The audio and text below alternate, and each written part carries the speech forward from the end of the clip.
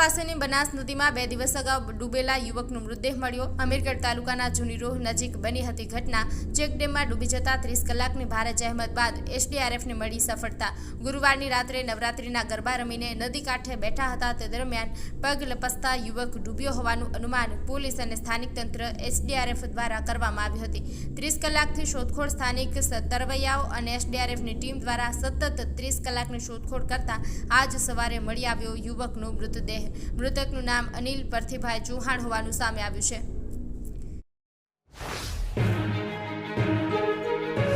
દિયોદરના ગોલવી નવા પ્રાથમિક શાળાને ગામ લોકોને તાળાબાંધી કરી અને શિક્ષકની અચાનક બદલી થતા ગામ લોકો થયા નારાજ।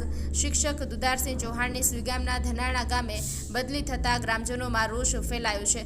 બદલી નહીં રોકાય તો ઉગ્ર આંદોલન કરવાની પણ ગ્રામજનોની ચીમકી। શિક્ષક 2017થી ગોલવી નવા પ્રાથમિક શાળામાં ફરજ બજાવતા હતા।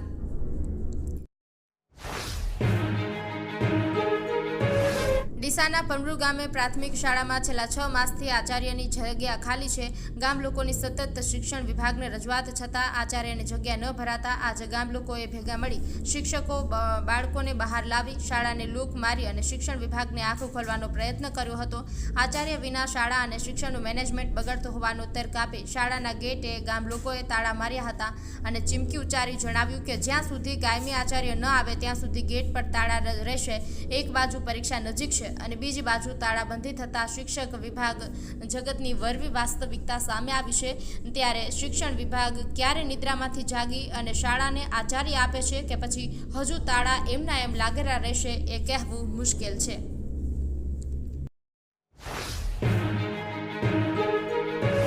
બનાસકાંઠાના પાલનપુર નજીક હેબતપુર પાટિયા પાસે આવેલી ઉમા પેપર પ્રોડક્ટ્સ નામની ફેક્ટરીમાં આગ લાગી હતી। આ ઘટનામાં કોઈ જાનહાનિ થઈ નથી કારણ કે ફેક્ટરીમાં કામ કરતા 10થી વધુ લોકો સમયસર બહાર નીકળી ગયા હતા।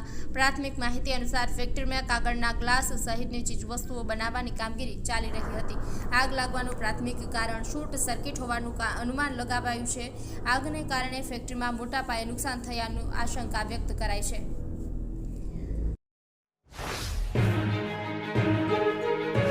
દાતા માર્ગ પર આવેલી ત્રિશુલિયા ઘાટીમાં એક માર્બલ પાવડર ભરેલા ટ્રેલરમાં બ્રેક ફેલ થતા અકસ્માત સર્જાયો હતો। આ ઘટના હનુમાનજી મંદિર નજીક બની હતી જેમાં ટ્રેલર રોડ પર નીચે ઉતરી સેફટી વોલ સાથે અથડાઈ ગયું હતું। અકસ્માતમાં ટ્રેલરના ડ્રાઈવરને ઈજાઓ થતાં તેને તત્કાલિક દાતા સિવિલ હોસ્પિટલમાં સારવાર અર્થે ખસેડવામાં આવ્યો હતો। સદનસીબે આ અકસ્માતમાં કોઈ મોટી જાનહાનિ ટળી હતી। ઘટનાની જાણ થતાં જ આસપાસના લોકોના ટોળા ઘટના સ્થળે ઉમટી પડ્યા હતા।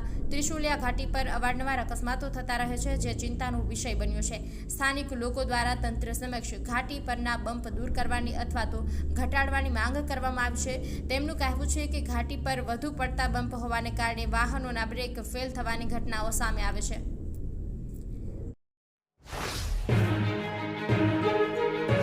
પાટણ જિલ્લામાં શિયાળુ વાવણીની સિઝન શરૂ થઈ ગઈ છે ત્યારે ખેડૂતોને કપાસ અને એરંડાના પાક માટે યુરિયા ખાતરની તત્કાલિક જરૂરિયાત ઊભી થઈ છે। જો કે જિલ્લામાં યુરિયા ખાતરની અછતને કારણે ખેડૂતોને મુશ્કેલીનો સામનો કરવો પડી રહ્યો છે। આજે પાટણ જિલ્લા સહકારી ખરીદ અને વેચાણ સંઘમાં યુરિયા ખાતરનો જથ્થો આવતા જ ખેડૂતો સવારથી જ ખાતર મેળવવા માટે લાંબી કતારોમાં ઊભા રહ્યા હતા।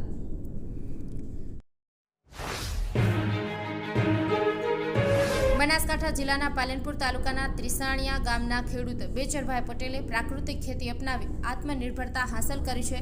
તેમણે ચાલુ વર્ષે પોતાના ખેતરમાં ₹33,000 ખર્ચ સામે ₹1,13,000નો ચોખ્ખો નફો મેળવ્યો અને ખેડૂતો માટે પ્રેરણા પૂરી પાડી છે। બેચરભાઈ છેલ્લા 4 વર્ષથી દેશી ગાય આધારિત પ્રાકૃતિક કૃષિ અપનાવી રહ્યા છે। તેમને દેશી ગાય નિભાવ ખર્ચ યોજના હેઠળ સરકાર તરફથી સહાય પણ મળી છે।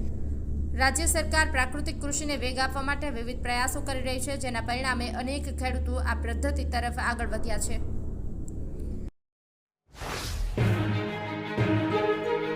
દિવાળી પહેલા જ સુરતમાં સ્પેશિયલ ઓપરેશન ગ્રુપ એ મોટી કાર્યવાહી કરીને નકલી ઘી બનાવતી 3 ફેક્ટરીનો પર્દાફાશ કર્યો છે। અમરોલી અને કુસાડ વિસ્તારમાં આવેલી 3 જુદી જુદી ડુપ્લિકેટ ઘી બનાવતી ફેક્ટરી અને એના ગોડાઉનો પર એસઓજીની ટીમે મોટા દરોડા પાડ્યા હતા।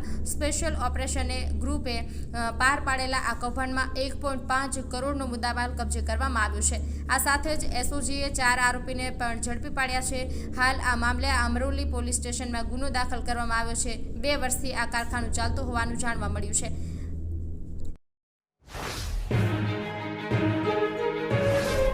અરબ સાગરમાં સર્જાયેલું શક્તિ વાવાઝોડું વધુ મજબૂત બન્યું છે અને હવામાનની આગાહી મુજબ 5 ઓક્ટોબર સુધીમાં તે ચક્રવાતી તોફાનમાં બદલાશે.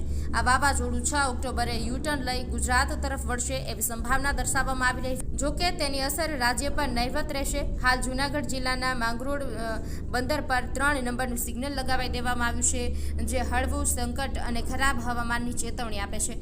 માછીમારોને આગામી 5 દિવસ દરિયામાં ન જવાની કડક અપીલ કરવામાં આવી છે અને તંત્ર એલર્ટ મોડ પર છે.